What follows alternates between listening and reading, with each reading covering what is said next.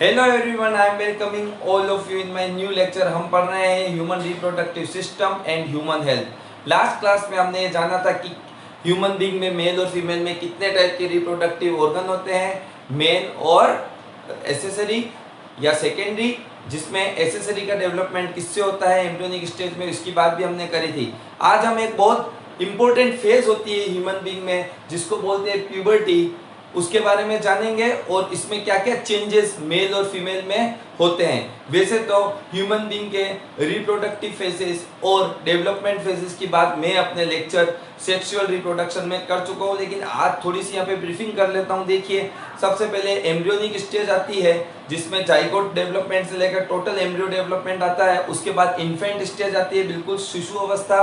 उसके बाद childhood stage आती है। चाइल्डहुड स्टेज बाल्यावस्था क्रॉस करने के बाद आती है प्यूबर्टी, और प्यूबर्टी में ही चेंजेस होते हैं। एडोसेंस की स्टेज आती है और उसके बाद एडल्ट फेज में जाता है जो ह्यूमन बीइंग है, और एडल्ट फेज के बाद में पोस्ट एडल्ट फेज आती है। इन सभी स्टेज में एक तो प्यूबर्टी बहुत इंपॉर्टेंट है, जिसमें कि गर्ल्स के अंदर एक बहुत इंपॉर्टेंट चीज स्टार्ट होती है जो है मेंस्ट्रुअल साइकिल। मेंस्ट्रुअल साइकिल का स्टार्ट होना मेनार्के कहलाता है। इसकी बात भी हमने कर चुके हैं, लेकिन अभी इस चैप्टर में भी और इस यूनिट में हम करेंगे। और पोस्ट एडल्ट फेज में जो मेंस्ट्रुअल साइकिल बंद हो जाती है, एक पर्टिकुलर एज आती है लेडीज में जो कि 42 से 45 के एज के बीच में वेरी करती है, उसको बोलते हैं मेनोपॉज। तो अभी हम पढ़ेंगे प्यूबर्टी और उससे क्या क्या चेंजेस हो रहे हैं मेल और फीमेल में। देखिए, प्यूबर्टी को बोलते हैं यौवनावस्था।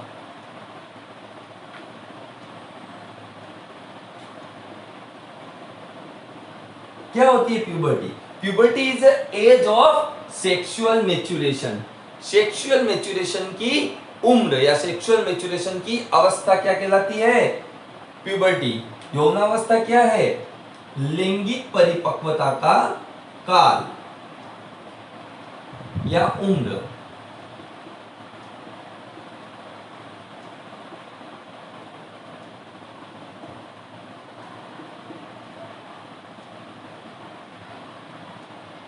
सबसे मोस्ट इंपोर्टेंट बात इसमें क्या होता है main, secondary sexual characteristics are seen firstly.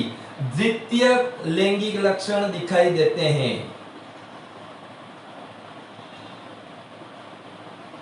सबसे पहले द्वितीय लैंगिक लक्षण दिखाने शुरू हो जाएंगे। जो टीनेजर्स होते हैं उनमें ये स्टार्ट हो जाता है, ठीक है। तो उसके अंदर हम बात करेंगे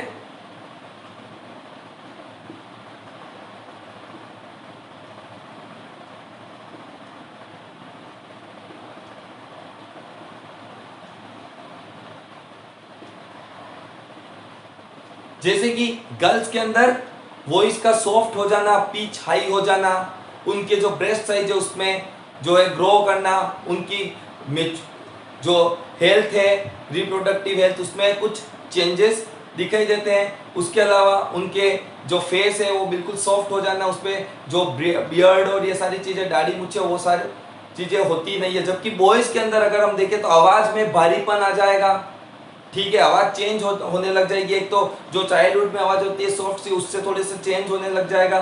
फिर लड़कों के अंदर जो है बियर्ड आनी स्टार्ट हो जाएगी, दाढ़ी मूछें उनके अंदर आनी शुरू हो जाएगी। उसके अलावा उनकी लंबाई बढ़ने लग जाएगी, ठीक है। गर्ल्स में भी लंबाई बढ़ने लग जाती है, लड़कों की लंबाई थोड़ी कम बढ़ती है। इस स्टेज में गर्ल्स एकदम से मेच्योर होनी शुरू होती है। तो ये कुछ जो है सेकेंडरी सेक्सुअल कैरेक्टर्स है जो प्यूबर्टी की वजह से आपको दिखाई देते हैं। कब दिखाई देंगे? एज की बात करें तो मेल में थोड़े लेट डिले दिखाई देते हैं, 14 से 16 साल के बीच में, ठीक है। ये प्यूबर्टी शो होती है और ये सारे कैरेक्टरिस्टिक सीन होते हैं। वही फीमेल में ये जल्दी सीन हो जाते हैं, या तो 11 ईयर्स या फिर 14 ईयर, 11 to 14 ईयर्स के बीच में फीमेल्स में प्यूबर्टी शो हो जाती है, यौवनावस्था शो हो जाती है। इसका फर्स्ट कैरेक्टर तो ये हो गया, लेकिन इसके साथ ही गर्ल्स के अंदर क्या स्टार्ट हो जाएगा बच्चों? ओव्यूलेशन स्टार्ट हो जाएगा। और ओव्यूलेशन के लिए क्या जरूरी है? ओव्यूलेशन, जिसको कि हम अंडोत्सर्ग भी, अंडे बनना और उसका उत्सर्जन होना शुरू हो जाता है, वो किसकी वजह से शुरू होता है? मेंस्ट्रुअल साइकिल की वजह से, मासिक धर्म की वजह से। और इसी टाइम पर जो फर्स्ट टाइम पे मेंस्ट्रुअल साइकिल चलती है उसको हम क्या बोलते हैं? मेनार्के। इसको बोलेंगे मेनार के रज्जो दर्शन। ठीक है, होती है प्यूबर्टी। अब हम देखेंगे कि प्यूबर्टी में क्या क्या चेंजेस आते हैं।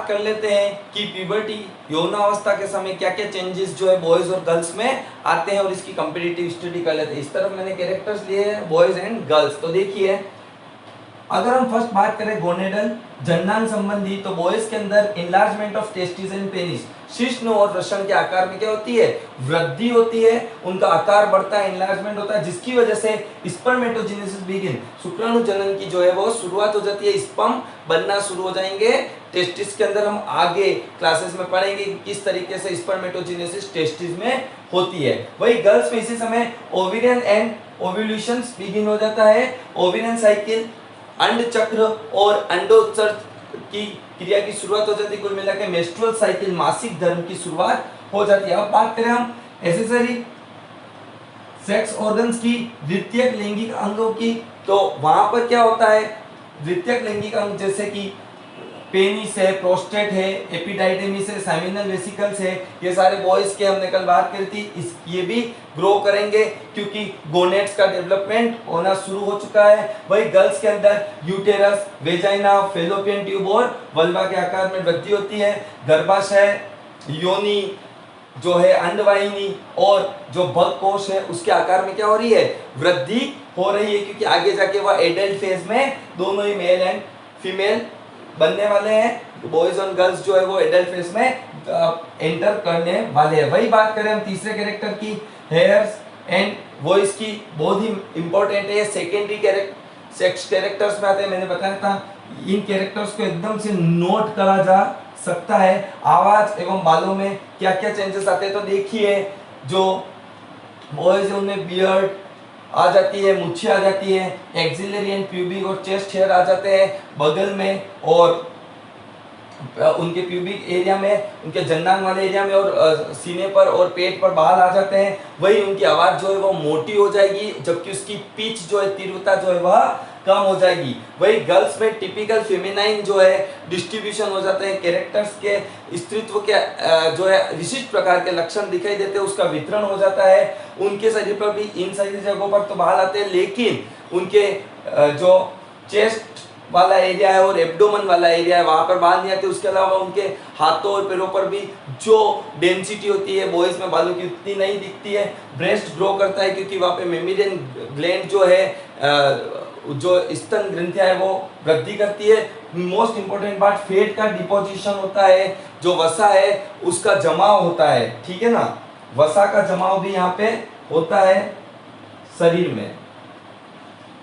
इसी वजह से आपको इस टाइम पे जो बॉयज के कंपैरिजन में गर्ल्स है वो थोड़ी सी हेल्दी दिखाई देती है और वह एक विशिष्ट आकार में होता है, जिससे कि एक जो लड़की है वह एक स्त्री के आकार में उसका शरीर ढलने लग जाता है। वही उसके शरीर के साथ ही जो है उसकी जो साउंड है उसमें चेंजेस आता है, उसका जो वॉइस है वो लो हो जाती है, मतलब कि साउंड की जो मोटापन है या जो गहरापन है वह कम हो जाता है। वही उसकी पिच जो है वो हाई हो जाती है, उसकी तीव्रता ध्वनि की हाई हो जाती है, तो मधुर इनकी आवाज हो जाती है। वही पुरुषों के अंदर जो है, लड़कों में आवाज जो है वह कर्कश आवाज दिखाई देती है। आगे और हम इसके कैरेक्टर लेते हैं। अब हम बात कर लेते हैं और क्या क्या चेंजेस हो जाते हैं प्यूबर्टी के दौरान। तो देखिए यहाँ पे फर्स्ट जो चेंजेस होता है सोमेटिक, जो है दैहिक, क्या क्या जो है शारीरिक चेंजेस होते हैं उसकी बात करते हैं। तो लड़कों में दो सिस्टम बहुत ही जो है उसमें अप्रत्याशित जो है चेंजेस आते हैं। स्केलेटन सिस्टम जो है उनका, उसमें उसकी लंबाई बढ़ती है, हड्डियों की लंबाई बढ़ती है, लड़कों की तुलना में लड़कियों में थोड़ी कम बढ़ती है, उनमें बढ़ती है। और मस्कुलर सिस्टम जो है उसमें आप देखो लड़का जो है मस्कुलर हो जाता है, उसकी संख्या जो है मसल्स की संख्या बढ़ जाती है, मांसपेशियों की संख्या और उसकी ताकत भी बढ़ती है। वही लड़कियों में बहुत इंपॉर्टेंट कैरेक्टर है, pelvic girdle becomes Rumi and bigger than pectoral, very important character है। श्रोणी मेखला घुमावदार हो जाएगी और पेक्टोरल से थोड़ी सी बड़ी होती है। क्यों होती है? क्योंकि आने वाले टाइम पे यही लड़की जो आगे जाके स्त्री का गुण अपनाएगी और वह जो है माँ बनने वाली है, तो उसका जो बच्चा आएगा उसके बच्चे को जो उसका गर्भाशय है, उसका यूटेरस है, उसको पीछे से जो सपोर्ट मिलता है, मेन सपोर्ट, वो यही से मिलता है। एक बात और मैं आपको बता दूं कि लड़कों की जो है पेक्टोरल गर्डल अंश मेखला ज्यादा जो है ग्रो करती है, पेल्विक गर्डल ज्यादा ग्रो नहीं करता है। वही साइकिक की बात करूं, मनोविकार की बात करूं, तो आपको पता है अपोजिट सेक्स के लिए अट्रैक्शन दोनों ही सेक्स में आ जाएंगे। लड़के लड़कियों के प्रति आकर्षित की भावना रखेंगे, वही लड़कियां लड़कों के प्रति आकर्षण की भावना रखेगी। लास्ट है हार्मोन्स। इसकी बात, हार्मोनिकल चेंजेस भी आते हैं, बहुत अधिकतर हार्मोनिकल चेंजेस की वजह से ये सारी चीजें होती है। इसकी बात हम आगे करेंगे जब हम पूरे ये सिस्टम पढ़ेंगे और उनके ऊपर हार्मोनिकल कंट्रोल पढ़ेंगे, वहां पे मैं इनका डिस्क्रिप्शन आपको पूरा बताऊंगा। तो लड़कों के अंदर एफएसएच, एलएच एंड टेस्टोस्टेरोन का सिक्रेशन बढ़ता है, ठीक है। पुष्टिका वृद्धि हार्मोन, ल्यूटिनाइजिंग हार्मोन और टेस्टोस्टेरोन का स्त्रवण होना शुरू होता है और स्त्रवण लगातार बना रहता है। वही लड़कियों में भी एफएसएच, एलएच के साथ साथ एस्ट्रोजन जो कि स्त्रीत्व का हार्मोन है और प्रोजेस्टेरोन जो कि मातृत्व का हार्मोन है, इसका सिक्रेशन होता है और उसका सिक्रेशन बढ़ता रहता है। तो इस प्रकार से हमने देखा कि ये सारे कैरेक्टर्स को देखते हुए प्यूबर्टी में कितने सारे चेंजेस जो है होते हैं। लड़कियों में जो है 11 से 14 साल के बीच में और लड़कों में जो है 14 से 16 साल के बीच में होते हैं। अब हम जो नेक्स्ट क्लास है उसमें हम अलग अलग गोनेट्स ले लेंगे। पहले मैं मेल रिप्रोडक्टिव सिस्टम की बात करने वाला हूँ। आपने अगर स्क्रीनशॉट नहीं लिए तो आप जो है स्लाइड के बाद में इसका स्क्रीनशॉट ले सकते हैं।